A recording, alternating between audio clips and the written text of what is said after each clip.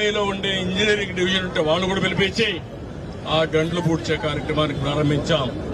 మొన్నే గంటలు పూడ్చగలిగే రామానాయుడు ఒక మంత్రిగా అక్కడే ఉన్నాడు. నేను నిమ్మల రామానాయుడు గారు, లోకేష్ ఇద్దరు వెళ్లి ఇంజనీరింగ్ టెక్నికల్ అన్ని పెట్టి అక్కడే ఉండి మొత్తం ఆ కార్యక్రమం చేశారు. మంత్రులు మీరు చూశారు.